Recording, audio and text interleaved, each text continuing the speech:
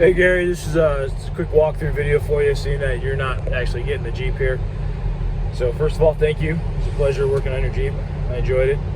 All right, let's get down and dirty with it. So cluster, obviously standard functions. You got a reset button and the programming. It's a reset and programming button on the speedometer there.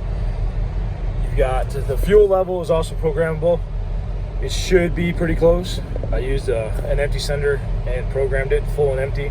So just watch it, make sure that when you fill it up, it's full. There's programming instructions in the pile of papers on the seat here. Your cruise control right there. That one, again, you may have to reprogram, especially with me dealing with the AC, depower in the Jeep and all that kind of jazz. Right here on the back of this page, simplified speed settings, procedure. So I already obviously programmed the pedal, but you may just have to reprogram the actual speed input. These other package of papers here, wiring diagram for the Jeep, attack module instructions, just need for reference. And then these are calibration instructions for gauges if needed. Speedometer, fuel pump, things of that nature. And there's the Boxler remote starter. The Jeep does have a remote starter on it, as requested. Here are your remotes. Push the star button in the middle, and that'll fire your remote starter. Tow bar hooks for your tow bar. I'll get those reinstalled once I get it off the trailer here. Oh, sorry. So inside down here, this switch right here, that's your dome light switch. When you take the cluster out, you take out dome light control from the stalk here. So that's your dome light switch down there. If you want to turn your dome light on manually, just flip that switch down there.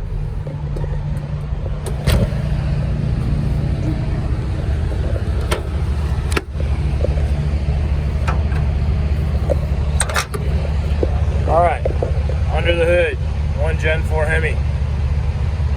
You don't have much to do out here as far as your maintenance is concerned. You've got the air filter, which you can wash it if you want to, get muddy, whatever, dusty. You can take it off, wash it, put it back on. I got rid of, obviously, the stock airbox disappeared and that hodgepodge of wiring and relays and stuff you had there. That's all been replaced with new wiring, and then 4 new relays, 1 there and then 3 there, which all control your lights. Also inside, you'll notice you got 4 new light switches for your lights. So all 4 switches function with that. Let's see, what other extra stuff? Right here, there's a 3-wire harness. It's just an empty harness I created. It goes from there, wraps around the firewall, and then stops right there with open leads on that end. I saw that you had like a makeshift winch controller thing going on, so if you wanted to do a remote switch, there's 3 wires for a remote switch started for you in that aspect of it. Steering is Hemi joints and 3/4 double D steering rod, so you will have a little noise on that until it finds its home. So if you hear the steering knocking around, it's not falling apart, it's just finding its home. So give it a few and it'll knock that off. Fan belt. Oil filter is a stock oil filter. It's a small thread. I think it's a 16 millimeter or the 18 millimeter version. It is not the 22 millimeter version. So if you go to get an oil filter, it's the smaller version of the 2 for the 08 Hemi.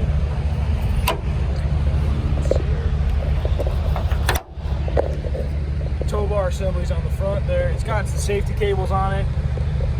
They're installed. Obviously, your choice if you choose to run them or not, but the cables are there.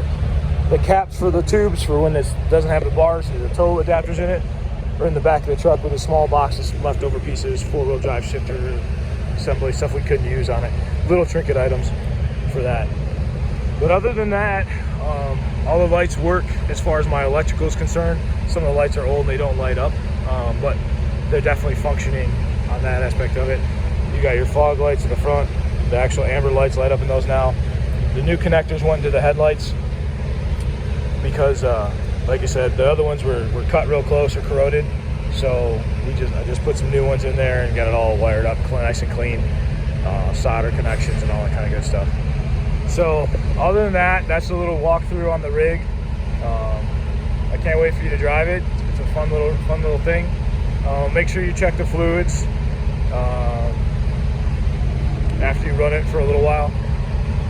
And then I wouldn't wait too much more than maybe 2,000 miles at the most on the first oil change, just to get that oil out of there and fresh oil in it. Standard weight's what it calls for. I think it's 520 on this one. Same thing, watch your trans levels, make sure you're good there, make sure the fluid's all circulated. I've got, per the odometer, it says 10 miles on it, but I drove it for quite a bit with the speedo not calibrated. So it's got probably 20-25 miles on it right now. So again, just double check everything. Also, same thing with suspension. We did modify the rear suspension, which, as you can see right there, the new upper control arms in it. New upper control arms, new track bar, good drive on angle off the diff. So with suspension parts, we usually say go 500 miles and make sure you retorque those. So check those after 500 miles if you would. Shock extensions in the back there.